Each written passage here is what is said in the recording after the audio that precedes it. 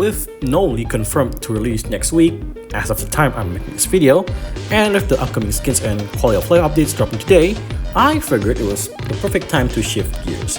Instead of focusing on my Jason skins stereotype video, because let's be honest, there's going to be more skins for Jason, so I gotta prepare myself first, I decided to make this one instead. Who is the scariest killer to face off against in Forsaken? Now, before we dive into the list, a few quick things to keep in mind that I want to mention first is that this ranking is based on my experience fighting players who really know how to play these killers at a high level. So it's all about those intense, well-executed encounters. Second, I won't be including skins in this discussion, so some things like Mafioso Cool Kid, yeah, no, I am not gonna include that, even though the most skilled Cool Kid players are using Mafioso, so I am not gonna make the Cool Kid section a Mafioso section, get it? And lastly, this ranking is based on scare factor, like just what I said. So, with that done from the discussion, let's jump into it.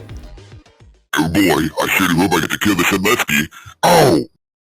What the? Surprised to see him here? Alright, first, get those pitchforks out and let me explain why 1x1x1 is the least scary killer in Forsaken right now. Okay, so first up, he's a range-based killer.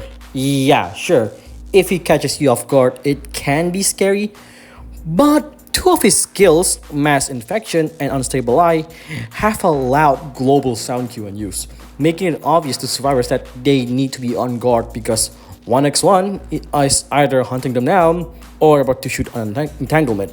Now, yes, it can be scary, but the more you play against him, the less that fear factor holds up. So, like, sure, it is scary when entanglement hits you, but after a while, it just feels more like an annoyance rather than a genuine scare.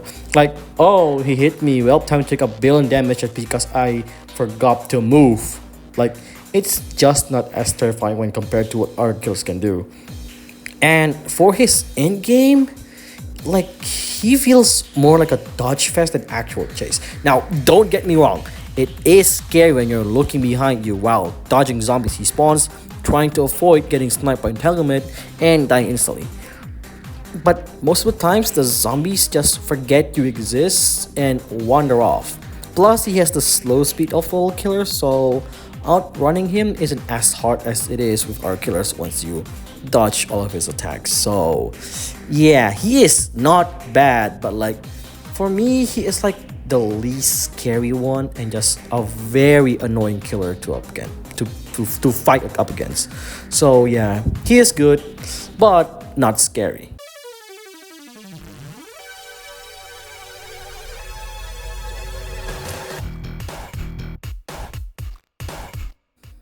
John Doe is arguably the worst killer right now, but has a better scare factor than 1x1x1. Why? Simple. He's a mind game based killer. To get the most value out of him, players need to make sure of his digital footprint trap. Trap survivors in a corner with his corrupt energy spikes and have great tracking skills without relying too much on error 404. If played well, John Doe can be described as a lurking trap master who knows exactly how to control the battlefield. He can't be stunned by any sentinels, and that's where the true scare factor kicks in. Every step you take, every corner you turn, could be a trap waiting to spring.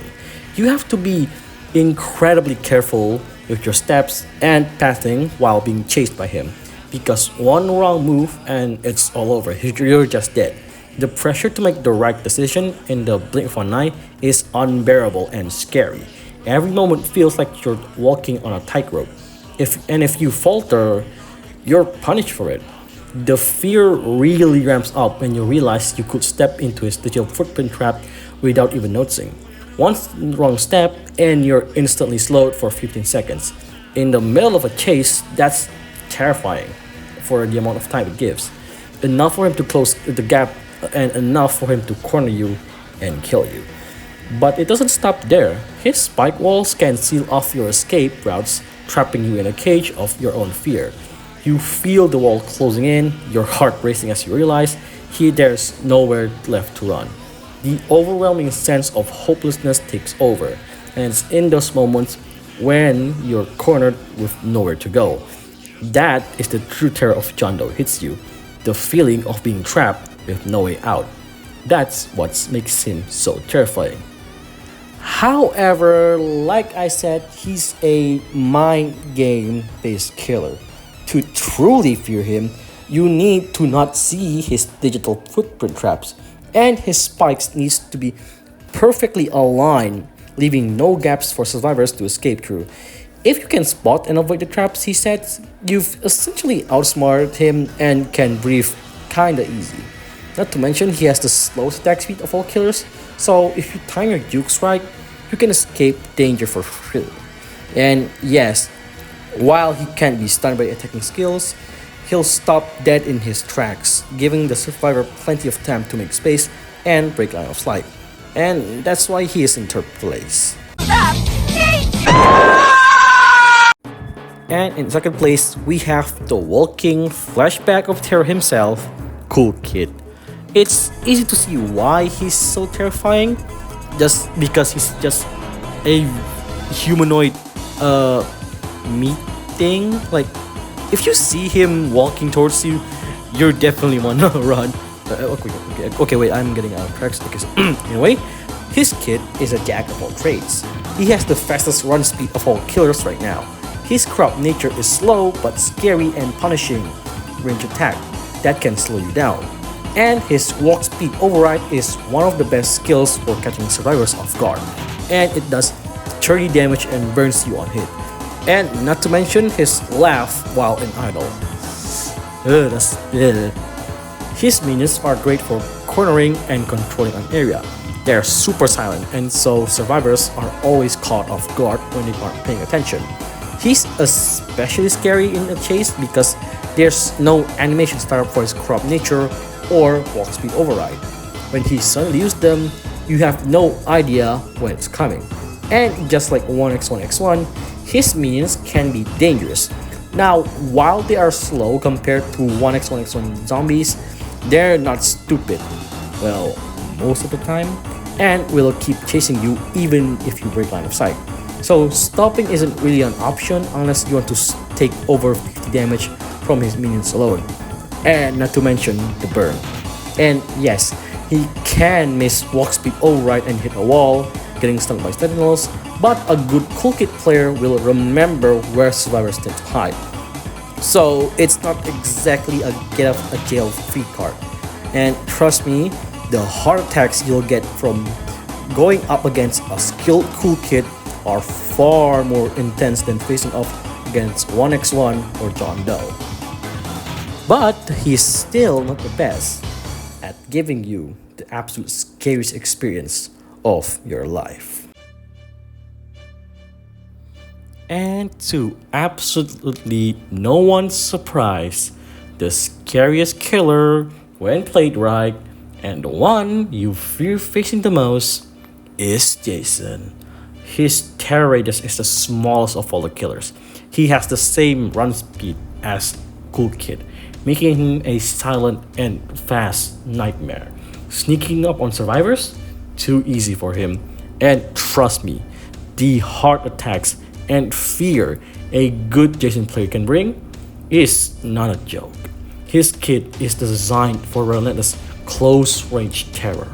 Once he locks onto you, he won't stop chasing you until you're dead. His behead ability disables your survivor skills in an instant, making escape not just hard, but nearly impossible. You must manage your stamina or he'll unleash that 50 damage hack and slash combo, slashing through your hopes of survival. And sentinels? Don't even think they'll save you. A good Jason knows exactly how to counter them with his perfectly timed raging pace and punish them with a brutal 70 damage gashing wounds combo. You are forced to keep your eyes always peeled. You need to time your Bloxy Cola use down to the second. You need to to listen to every single footstep.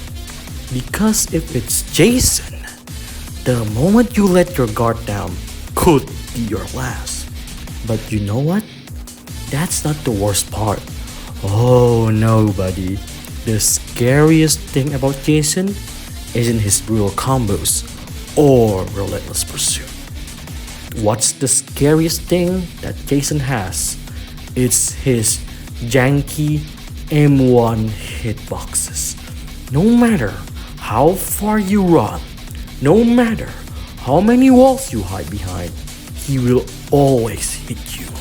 From a distance, from the shadows, behind the walls, inside the walls, he will find you and you won't even see it coming. And that is why Jason is the scariest killer to fight against in Roblox Forsaken. And with that, it is the end of this video. Thank you for watching to the end of this video. I am really grateful for all of your support. And don't worry, the Jason skin stereotypes is coming. I just need some times on experiencing other Jason's players, how they play with their skins and their behaviors on with the skins. You get the point, right? I just need more time. And with the skins and quality of life updates, it's gonna take a bit longer than I expected. So yeah, thank you all for watching this video. I'll see you all in the next upload. See you later.